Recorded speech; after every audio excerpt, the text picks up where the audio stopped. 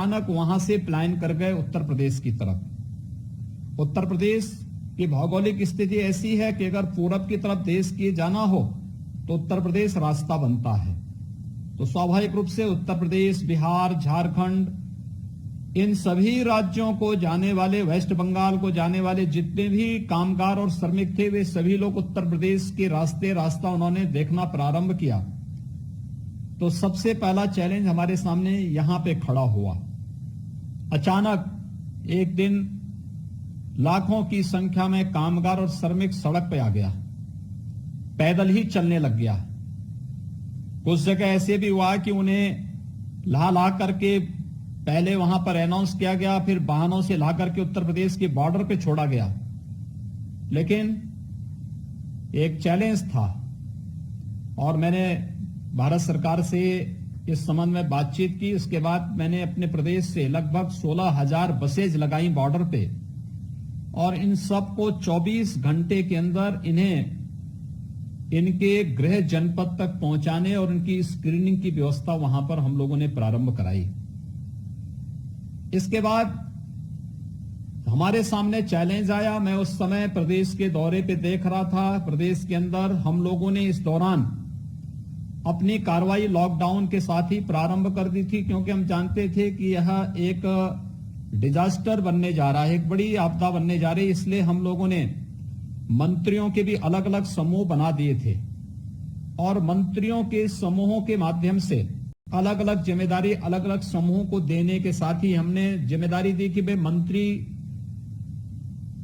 समूह नीतियों का निर्धारण करें और उसको इंप्लीमेंट करने के लिए वरिष्ठ प्रशासनिक अधिकारियों की अध्यक्षता में भी कमेटी बनाई गई। और ये कमेटी अलग अलग कार्यों को करने के लिए, जैसे मंत्रियों की समितियों को कि भाई जो प्रदेश के अंदर निर्माण श्रमिक हैं, लॉकडाउन के दौरान कार्य बंद होंगे, एक समिति इनके बारे में चिंता करेगी। एक समिति ठेला, खोमचा, पटरी व्यवसायी, इन सब के बारे में चिंता करेगी।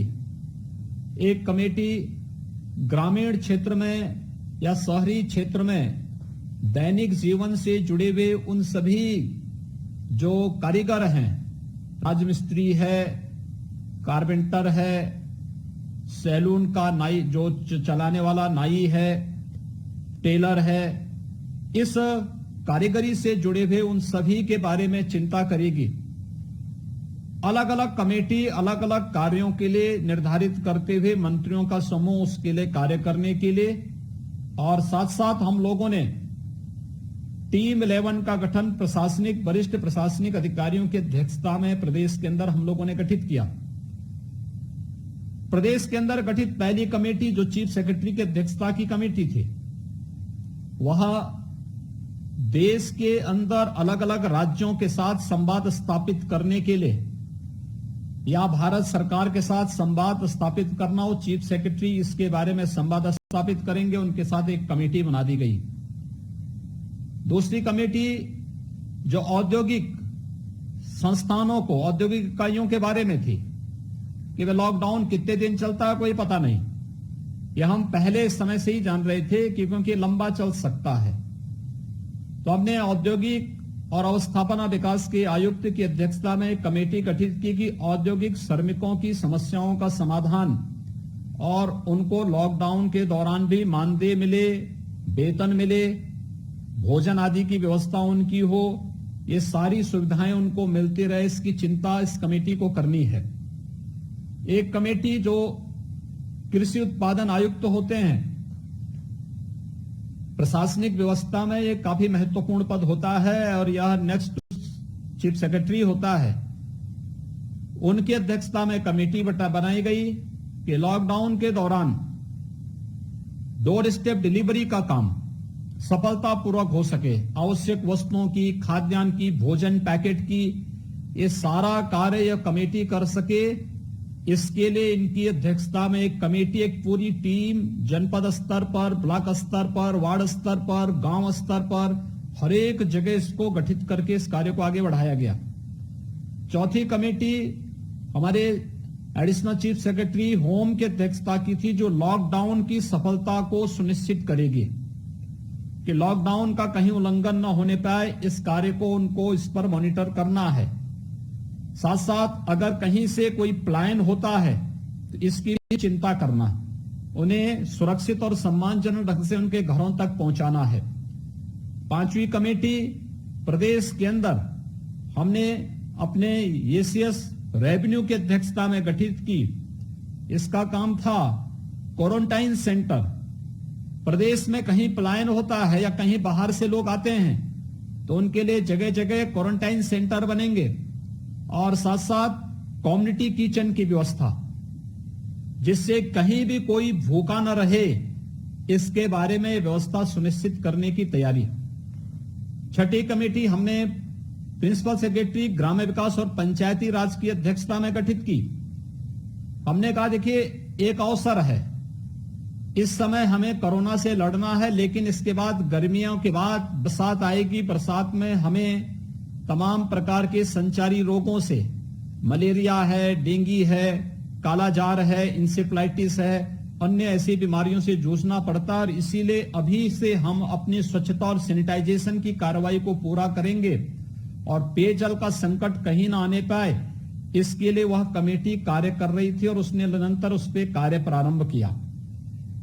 एक कमेटी प्रमुख सचिव स्वास्थ्य की अध्यक्षता में बनाई गई, जिसने प्रदेश के अंदर स्वास्थ्य की सेवाओं को कोविड लेवल 1, लेवल 2, लेवल 3 के हॉस्पिटल की एक श्रृंखला को खड़ी करना, टेस्टिंग लैब की स्थापना को तेजी के साथ आगे बढ़ाने की कार्रवाई को तेज कर लेना, ये सारे कार्य समयबद्ध ढंग से आगे बढ़े, इस पर यह कमेटी कार्य कर रही, आज भी कार्य कर रही है। एक कमेटी हम लोगों ने डीजीपी की अध्यक्षता में गठित की, जो प्रदेश के अंदर सुरक्षा और कानून व्यवस्था की मजबूत स्थिति को हर स्थिति में पालन करा सके, लेकिन फोर्स को इन्फेक्शन से भी बचाना है।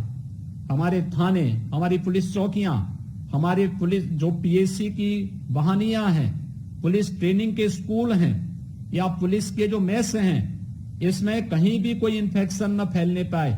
ये डीजीपी की अध्यक्षता में कमेटी जेलों को भी सुरक्षा प्रदान करना, इसके बारे में भी कार्रवाई करना, तो ये कार्य उस कमेटी के द्वारा किया गया। एक कमेटी हमारे एडिशनल चीफ सेक्रेटरी फाइनेंस की अध्यक्षता में कि प्रदेश के माध्यम से हमें इस दौरान गरीबों को कहीं भी कोई सहायता करनी हो तो डीबीटी के माध्यम से करेंगे।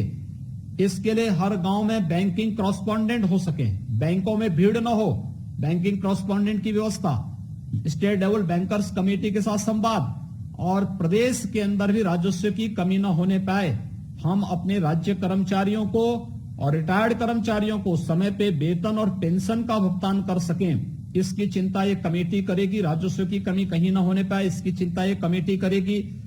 एक कमेटी प्रमुख सचिव एग्रीकल्चर की अध्यक्षता में बनाई गई, जिसमें यह व्यवस्था सुनिश्चित करना कि किसानों को इस दौरान कोई समस्या न होने पाए। खासतौर पर पूरे लॉकडाउन के दौरान आज भी हमने अपने प्रदेश की 119 चीनी मिलों को चलाया, 12,000 से अधिक ईंट के भट्टों का संचालन किया, 2,500 से अधिक कोल्ड स्टोरेज चलवाए। उन प्रमुख आवश्यक उद्योगों को और एमएसएमई से जुड़े हुए उद्यमों को हम लोगों ने प्रदेश के अंदर चलवाया, जो प्रदेश के अंदर आवश्यक थे। जैसे पीपी किट का निर्माण की कार्रवाई होनी है, N95 मास्क का निर्माण होना है, ट्रिपल लेयर मास्क का निर्माण होना है, सैनिटाइजर का निर्माण होना है। ये सारे कार्य इस दौरान चलते रहे। इन सब पर भी हम लोगों ने कार्रवाई की, किसानों को कोई समस्या न हो, इस पर हम लोगों ने इस कमेटी ने कार्य किया। लेकिन हर जरूरतमंद को खाद्यान्न भी उपलब्ध हो, यह भी सुनिश्चित करना। हम लोगों ने अब तक प्रदेश के अंदर 18 करोड़ लोगों को 5 बार सफलतापूर्वक निःशुल्क खाद्यान्न उपलब्ध करवाया है और 1 जून से हमारा 6ठी बार खाद्यान्न उपलब्ध प्रारंभ होगा प्रदेश के 18 करोड़ लोगों को। यह क्रम हमारा निरंतर चल रहा है। प्रदेश के अंदर, देश के अंदर आप देख रहे होंगे बड़ी संख्या में मजदूरों का पलायन हो रहा है, लेकिन उत्तर प्रदेश से 25 लाख लेबर उत्तर प्रदेश के अंदर काम करता है, 25 लाख श्रमिक उत्तर प्रदेश के अंदर कार्य करता है। एक भी व्यक्ति पलायन नहीं कर रहा है और वह सभी यहां बना हुआ है, क्योंकि लॉकडाउन के दौरान भी हम लोगों ने उनको मानदेय भी दिलाया और जहां आवश्यकता पड़ती थी, जहां उद्योग तैयार थे, उन्होंने अपनी परमिसेस में लॉजिंग फूडिंग की व्यवस्था अगर मजदूरों की श्रमिकों की, तो उनको हम लोगों ने लॉकडाउन के दौरान चलाने की भी अनुमति दी। आज के दिन पर हमारे जो 25 लाख श्रमिक हैं, उनमें से जो बंदी थे उन सभी में हम लोगों ने 22 लाख लोगों को वापस, वे लोग अपने कार्य में आ चुके हैं। उनको लॉकडाउन के दौरान का भी मानदेय मिला है और साथ साथ आज वे फिर से अपने कार्य को आगे बढ़ा चुके हैं। इसी प्रकार से प्रदेश के अंदर ये सभी कार्रवाई टीम 11 को एक कार्य देकर के प्रतिदिन मेरे साथ ये कमेटी बैठती है। आप आश्चर्य करेंगे कि जिस समय कोरोना का पहला पेशेंट यूपी में आया था, तो हमारे पास लैब नहीं थी, कोविड हॉस्पिटल नहीं थे, पीपी किट नहीं थी, N95 मास्क नहीं थे, और जैसे ही ये चला कि सैनिटाइजर की आवश्यकता पड़ेगी, तो सैनिटाइजर जो छोटे से पैक पे था 80 रुपए का था, उसकी कीमत 500-600 रुपए आगे बढ़ गई। हम लोगों ने अपने जितने भी प्रदेश के अंदर डिस्टिलरीज थी, चीनी मिलें थी, इन सबको बुलाया और अल्कोहल से हम लोगों ने इतना सैनिटाइजर उपलब्ध कराया कि प्रदेश के अंदर हमने अपने प्रत्येक नगर निकाय को, प्रत्येक ग्राम पंचायत, हमारे पास लगभग 60,000 ग्राम पंचायतें हैं, हमारे पास प्रदेश के अंदर लगभग 700 के आसपास अर्बन बॉडीज हैं। इन सभी को, हर चिकित्सालय को, हर ऑर्गेनाइजेशन को पर्याप्त मात्रा में सैनिटाइजर उपलब्ध कराया और यही नहीं, 28 राज्यों को भी हमने प्रदेश से सैनिटाइजर उपलब्ध करवाने में हमने सहयोग किया, यहां से हमने उपलब्ध करवाया है। एक भी पीपी किट की यूनिट हमारे पास नहीं थी, आज हमारे पास 28 प्रदेश के अंदर पीपी किट की यूनिट मौजूद है। N95 मास्क यहां पे बन रहा है। महिला स्वयंसेवी समूह यहां पर पर्याप्त मात्रा में ट्रिपल लेयर मास्क बना रही हैं और लैब हमारे पास एक भी नहीं थी। जब पहला पेशेंट उत्तर प्रदेश में आया था तो हमने उसका उपचार दिल्ली के सफदरजंग में करने के लिए भेजा था। आज प्रदेश के अंदर हमारे पास 26 लैब हैं। हम प्रतिदिन 10,000 टेस्ट करने की क्षमता विकसित कर चुके हैं।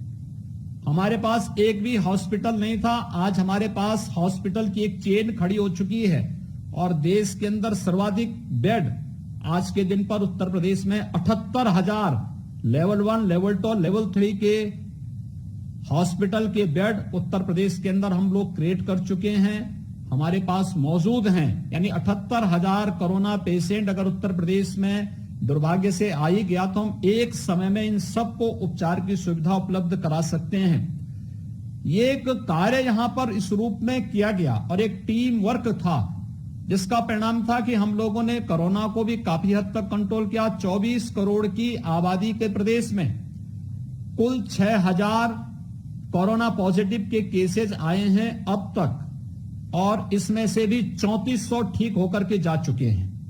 ये अब तक का हमारा प्रदेश का रिजल्ट है और ये स्थिति तब है जब हम लोगों को पहले चरण में दिल्ली के लगभग 4 लाख जो हमारा माइग्रेंट लेबर था, प्रवासी कामगार था, वो अचानक 27-28 मार्च को ही प्लान किया था।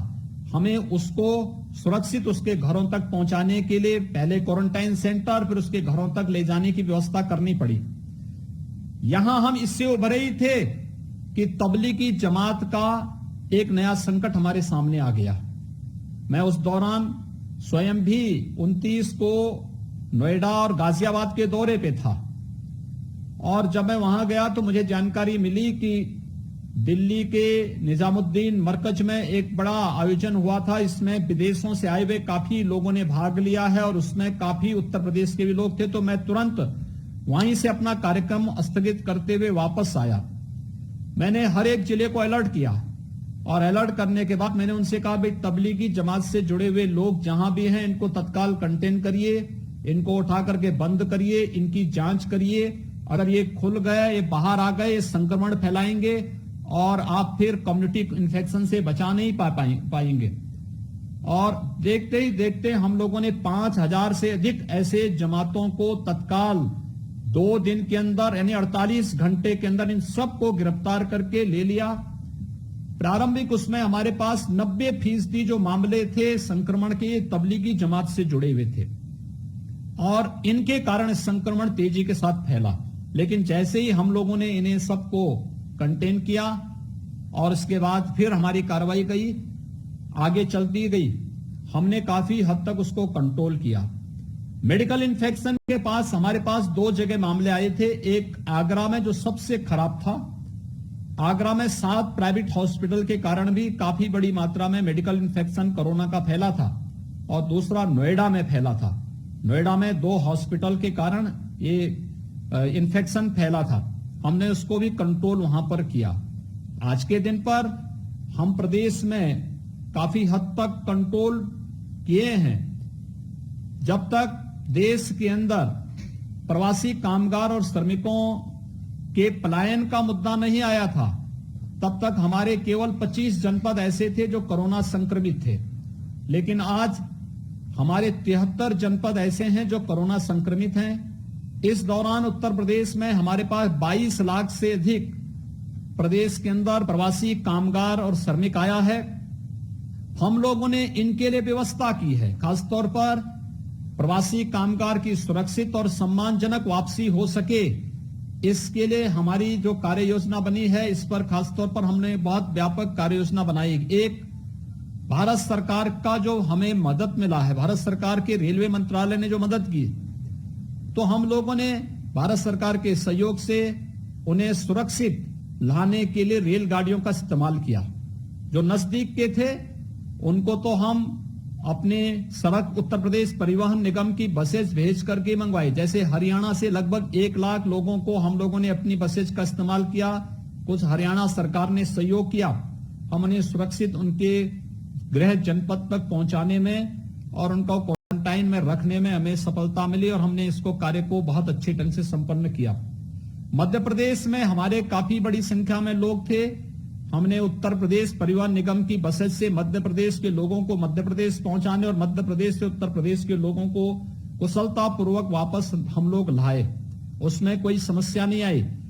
राजस्थान में हमारे लगभग 12,000 से अधिक कोटा में विद्यार्थी थे उत्तर प्रदेश के। हमने उत्तर प्रदेश परिवहन निगम की बसेज वहां भेजी जो कम पड़ गई थी। राजस्थान परिवहन निगम की बसेज का इस्तेमाल किया, उनका हमने भुगतान किया, उन्होंने भुगतान लिया, हमने उसका भुगतान भी किया। लेकिन इनको सफलतापूर्वक हम लोग लेकर के आए।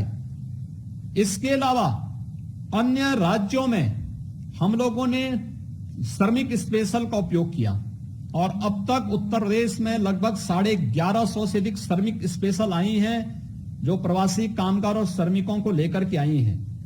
इसके अलावा निजी साधनों से भी बड़ी संख्या में लोग आए हैं और 22 लाख से अधिक प्रवासी कामगार और श्रमिक उत्तर प्रदेश के अंदर इस समय आ चुका है।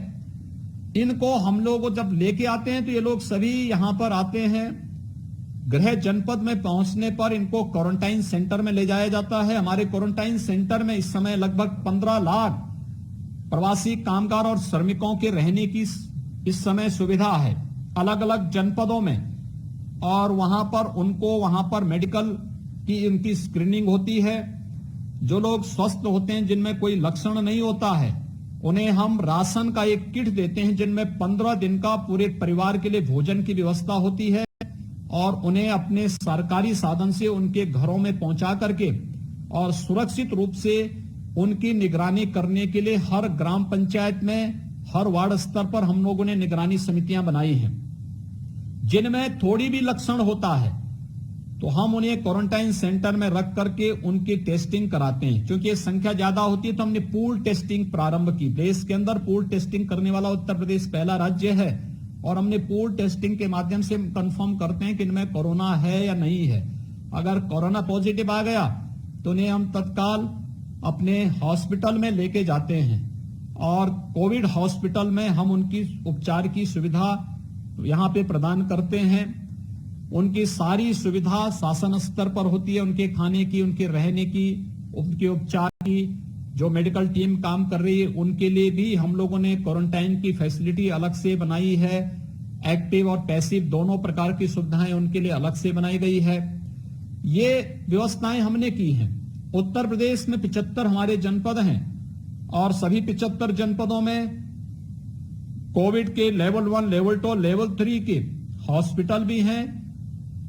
हर जनपद में वेंटिलेटर की सुविधा किसी भी पेशेंट को उपलब्ध कराने की व्यवस्था हमारे पास है और आज के दिन पर यह निरंतर आगे चल रहा है। अभी हमारे सामने चैलेंज है 1 सप्ताह का और हमारा यह मानना है कि 1 सप्ताह के अंदर हम प्रवासी कामगार और जितने भी हमारे श्रमिक होंगे जो अन्य राज्यों में रहते हैं, जो आना चाहते हैं, उन सबको सुरक्षित वापस लेके आ जाएंगे।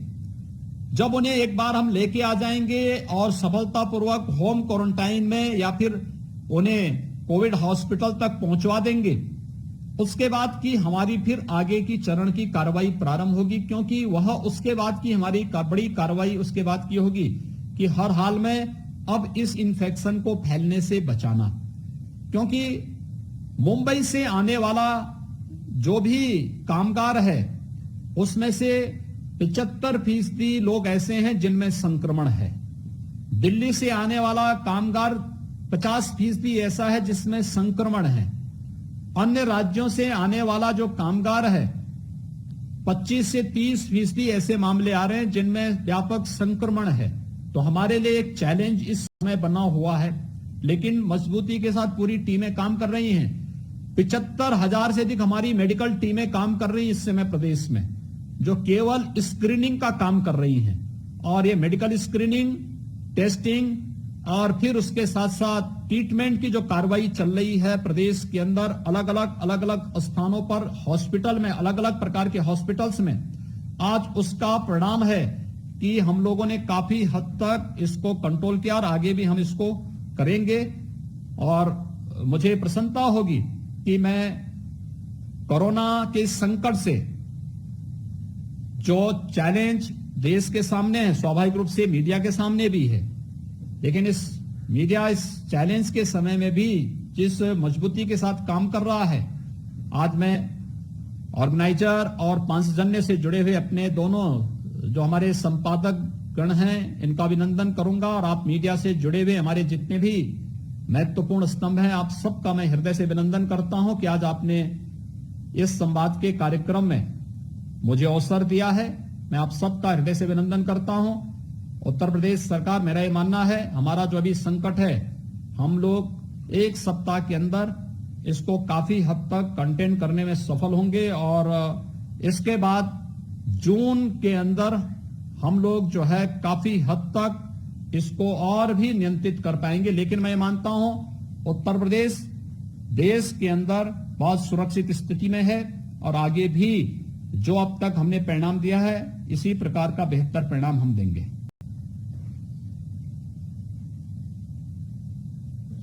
धन्यवाद मुख्यमंत्री जी। आपके उद्बोधन में जो अभी आपने बात रखी, हमारे पास पूरा जो हमने नंबर दिया है उस पर प्रश्नों की बिल्कुल झड़ी लगी हुई थी, परंतु आपने जिस तरह से तथ्यात्मक जानकारी दी, मुझे लगता है बहुत सारे प्रश्नों का उत्तर उसके साथ मिल गया है। परंतु फिर भी बहुत सारे वरिष्ठ पत्रकारों के हमारे पास कुछ प्रश्न हैं। मैं चाहूंगा, मैं जानता हूँ कि 5:30 बजे के बाद आपकी एक और बैठक लगी हुई है, इसके बाद मैं जितने अधिक प्रश्न हम इस बीच में ले सकें मेरा प्रयास रहेगा कि हम वो प्रश्न लें। पहला प्रश्न में हमारे पास जो है सिद्धार्थ जराबी जी का है, एडिटर इन चीफ है ब्लूमबर्ग टीवी के। सिद्धार्थ जी पूछ रहे हैं कि उत्तर प्रदेश सरकार ऐसे कौन से नए कदम उठा रही है जिससे कि चीन से शिफ्ट होने वाली कंपनियां, क्योंकि चीन के लिए पूरी दुनिया में एक आक्रोश का, भय का, आशंका का माहौल है, तो उत्तर प्रदेश सरकार ऐसे कौन से कदम उठा रही है कि जो चीन से शिफ्ट होने का मन बना रही है वो कंपनियां, उनके लिए उत्तर प्रदेश एक आकर्षक स्थान बन सके, उन्हें उत्तर प्रदेश में निवेश के लिए आकर्षित किया जा सके। देखिए, मैं धन्यवाद दूंगा सिद्धार्थ जी को कि उन्होंने जो आज की जो सबसे लोगों का कोरोना संकट के बाद रोजगार से संबंधित जो एक आशंका है, सबसे पहले प्रश्न वहीं से प्रारंभ किया है। और मुझे बताते हुए प्रसन्नता है कि जर्मन की एक बहुत बड़ी लेदर से जुड़ी हुई फर्म है, वह उसने आगरा में अपना निवेश करने में रुचि दिखाई है और वो चीन से आ रही है। वह हर वर्ष 30 लाख से अधिक जूते बनाने का काम आगरा में करेगी और ये कार्रवाई आगे बढ़ चुकी है। हम लोग इस चीज को, अपनी पूरी कार्रवाई को आगे बढ़ा रहे हैं।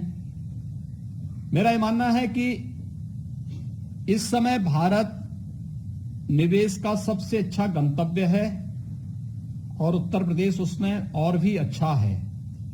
एक, उत्तर प्रदेश के अंदर कनेक्टिविटी, बहुत अच्छी कनेक्टिविटी है। हमारे पास एक्सप्रेसवे का सबसे अच्छा तंत्र हमारे पास मौजूद है। एयर कनेक्टिविटी यूपी के अंदर है और दुनिया का सबसे बड़ा मार्केट भी हमारे पास है। हमारी अपनी पॉलिसीज हैं, सेक्टोरियल पॉलिसीज के माध्यम से हम लोगों ने उस प्रकार की व्यवस्थाएं दी हैं और चीन से सस्ता लेबर भी हमारे पास मौजूद है। सक्षम और स्किल जो मैन पावर है वो हमारे पास मौजूद है। ये सभी संभावनाओं को ध्यान में रख करके और सुरक्षा का जो वातावरण है, स्टेबिलिटी जो यहां पर है, उसके कारण ये मैं मानता हूं कि जो व्यापक संभावनाएं बन रही हैं वह उत्तर प्रदेश उस अधिक से अधिक निवेश को यहां पर आकर्षित करने में सफल होगा। हम लोग उस प्रक्रिया को काफी आगे बढ़ा चुके हैं और ये शुरू हो चुका। जो मैंने जर्मन की कंपनी जो चीन से अपने निवेश को ला करके उत्तर प्रदेश में करने जा रही है, उससे मैंने शुरुआत की है।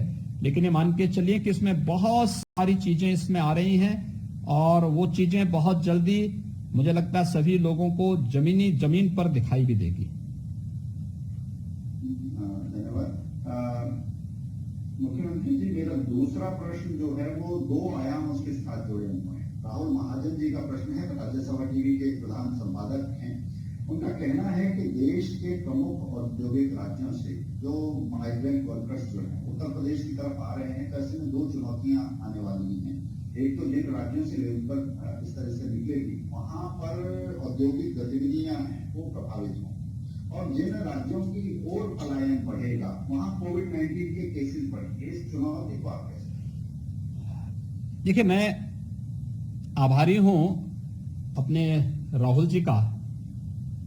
उन्होंने जो दोनों आशंकाएं व्यक्त की हैं बहुत उचित हैं, लेकिन हम उसके प्रति पहले से सतर्क भी हैं। आप देख रहे होंगे हम लोगों ने इसलिए 75,000 से अधिक अपनी मेडिकल टीमें गठित करके स्क्रीनिंग को और तेज किया है। हम इस बात को जानते हैं कि जो माइग्रेंट लेबर आएगा संक्रमण भी आएगा, लेकिन स्क्रीनिंग और उसके साथ साथ देखिए वह कार्यकर्ता पसीना बहाता है तो स्वाभाविक रूप से वह इस संक्रमण से जूझने की ताकत उसके पास है। सामान्य व्यक्ति, आप परिणाम देखेंगे कि सामान्य व्यक्ति में अगर संक्रमण होता है तो उसको ठीक होने में 14 से 20 दिन लग रहे हैं, और माइग्रेंट लेबर में संक्रमण के बाद 6-7वें दिन ही वह कोरोना नेगेटिव में आ जा रहा है। एक बहुत बड़ी ताकत है हमारी। इसलिए संक्रमण के साथ साथ यह हमारी एक बहुत बड़ी ताकत हमें प्राप्त हो रही है, और इस बड़ी ताकत का इस्तेमाल हम लोग प्रदेश के अंदर कर रहे हैं। जो माइग्रेंट लेबर आ रही है इसकी स्क्रीनिंग के साथ ही हम इसकी स्किलिंग भी करने जा रहे हैं, और स्किल मैपिंग की जो कार्रवाई हमारी चल रही है, स्किल मैपिंग के माध्यम से आप आश्चर्य करेंगे कितना अच्छा मैन पावर हमारे पास है। इसमें प्लम्बर हैं, इसमें कारपेंटर हैं, इसमें राजमिस्त्री हैं, इसमें टेलर मास्टर हैं, इसमें ड्राइवर हैं, इसमें कंप्यूटर ऑपरेटर हैं, इसमें अलग अलग फील्ड से जुड़े हुए बहुत बड़ी मात्रा में लोग हैं। और इनके लिए आज हमारी सरकार ने, मैं आपको बताते मुझे प्रसन्नता है, और मैं सही बता रहा हूं कि मैं किसी मीडिया ग्रुप में पहली बार बोल रहा हूं। मैंने आज ही अपने अधिकारियों को आदेश दिया है, उत्तर प्रदेश के अंदर अपने जितने भी ये मैन पावर हमारी है, इन सब की स्किल मैपिंग के साथ साथ इसके लिए एक कमीशन का गठन करके और व्यापक पैमाने पर रोजगार उन्हें उत्तर प्रदेश के अंदर ही उपलब्ध कराने की कार्रवाई। अब अगर किसी राज्य को मैन पावर चाहिए तो इस मैन पावर को सोशल सिक्योरिटी की गारंटी स्टेट गवर्नमेंट देगी, इसका बीमा कराएगी, इसको हर प्रकार से हम सुरक्षा देंगे। लेकिन साथ साथ राज्य सरकार बिना हमारी परमिशन के हमारे लोगों को लेकर के नहीं जाएगी, क्योंकि कुछ राज्यों में जिस प्रकार की दुर्गति हुई है, जिस प्रकार का व्यवहार हुआ है, उसको देते हुए हम इनकी सोशल सिक्योरिटी की गारंटी अपने हाथों में लेने जा रहे हैं। और इसके लिए मैंने आज एक कमीशन बनाने की व्यवस्था की है, जिसके लिए हम लोग बहुत शीघ्र एक अपने कामगार का, चाहे वो यहां का हो चाहे वह बाहर से आया हो, प्रत्येक की स्किल मैपिंग करेंगे, उसकी सुरक्षा, उसकी बीमा की व्यवस्था करेंगे, उसको हर प्रकार की सुविधाएं देंगे।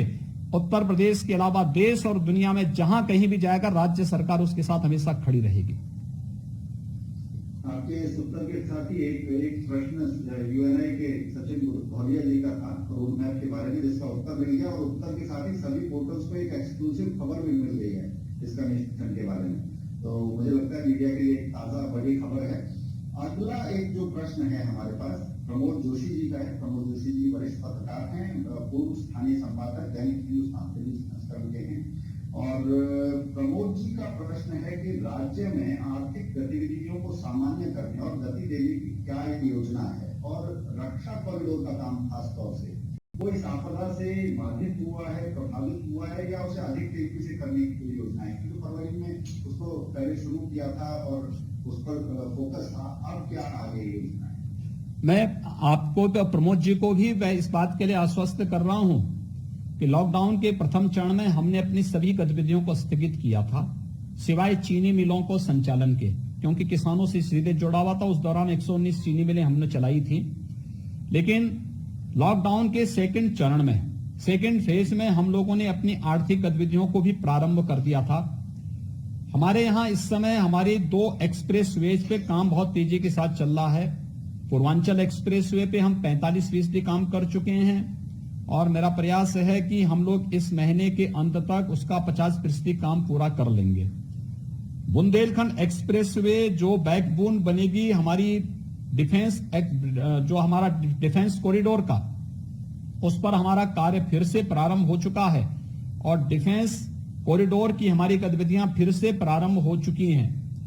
जो फरवरी में हम लोगों ने यहां पर डिफेंस एक्सपो किया था, डिफेंस एक्सपो के बाद जो चीजें सामने आई थी, जितने निवेश की बातें आई थी, उसमें बाहर से बहुत बड़ा निवेश यहां पे आ रहा था। उन लोगों ने फिर से अपनी रुचि दिखाने के साथ साथ अब वे अपना पूरा पैसा जमा करके अपनी कार्रवाई को आगे बढ़ाना चाहते हैं, और हमारी कार्रवाई भी युद्ध स्तर पर आगे बढ़ रही है। हमने गंगा एक्सप्रेस वे पर भी अपना कार्य प्रारंभ, देश का सबसे बड़ा एक्सप्रेस वे बनने जा रहा है।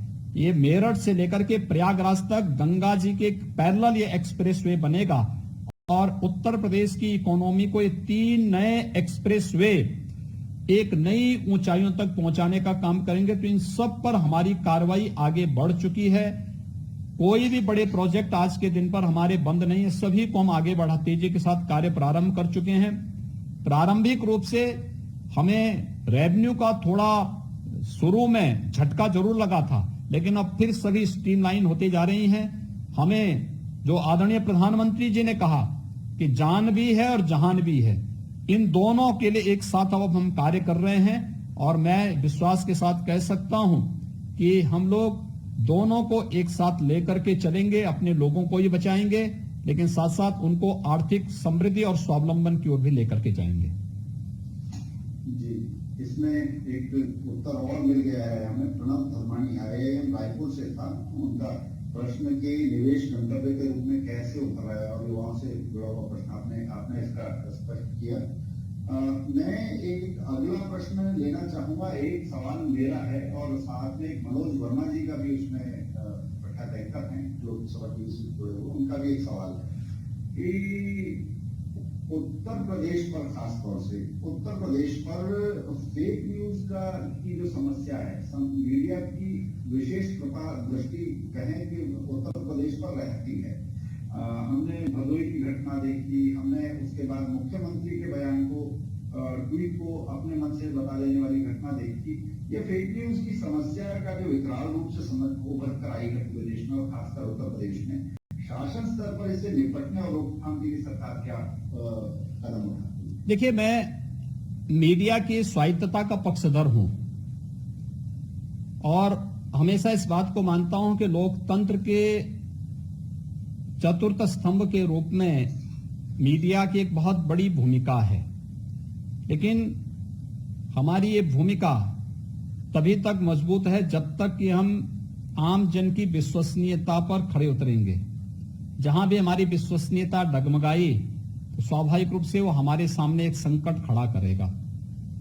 इसलिए फेक न्यूज को हर एक स्तर पर रोकना, और हम लोग पहले इस चीज को तय कर लेते हैं। अगर कोई फेक न्यूज दे रहा है उसको नोटिस देते हैं, भाई आप थोड़ा इसका बताइए, इसका स्रोत क्या है।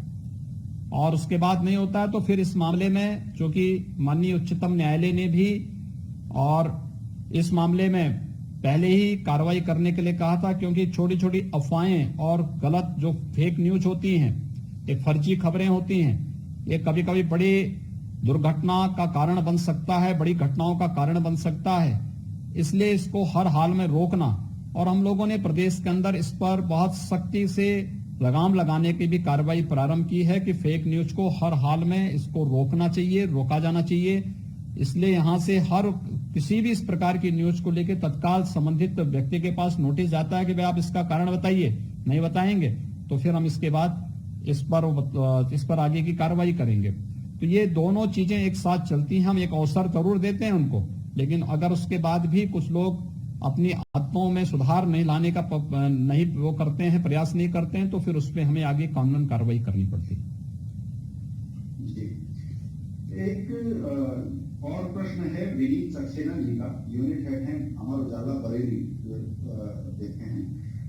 विनीत जी का प्रश्न है कि सबसे पहले दिल्ली से मजदूरों का पलायन हुआ, उसके बाद अन्य राज्यों से मजदूरों का पलायन हुआ। उत्तर प्रदेश में ये मजदूरों की सबसे बड़ी संख्या थी जो जिन्हें लौटना था, तो उत्तर प्रदेश में तो एक यकायक जो जोर पड़ा उत्तर प्रदेश पर, ये पलायन की घटनाएं, इनकी टाइमिंग और इनके पीछे का जो पुश था, वो आपको सहज लगता है या इसके पीछे कोई अदृश्य कारण भी आपको? देखिए, दोनों चीजें हैं। और देखिए, हम लोग इस बात को मानते हैं कि हर एक कार्य का कोई ना कोई कारण जरूर होता है, और इसके पीछे भी रहा है।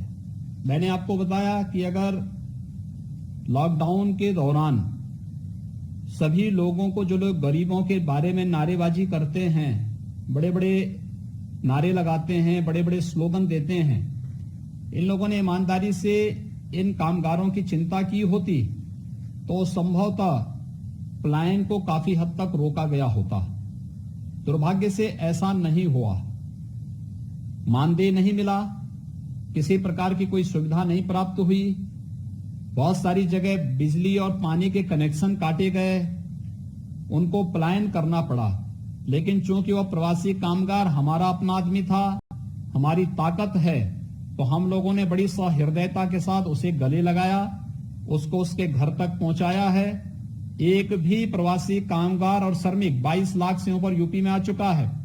कोई व्यक्ति उत्तर प्रदेश के अंदर उपेक्षा की बात नहीं कर सकता है, और आज उसको ये एहसास हुआ है कि प्रदेश और केंद्र की सरकारों के कारण वह सुरक्षित अपने घरों में पहुंचा है।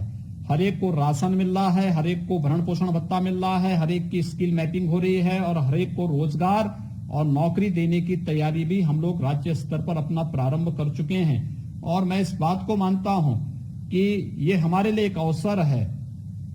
जो भी इसके लिए कारक होंगे वह उसका अपना भोगेंगे, लेकिन हमारे लिए एक अवसर है जब हम अपनी मैन पावर का उपयोग राज्य की समृद्धि में कर पाएंगे, और उस समृद्धि की दिशा से हम लोगों ने इस चैलेंज को एक अवसर के रूप में ही बदला है।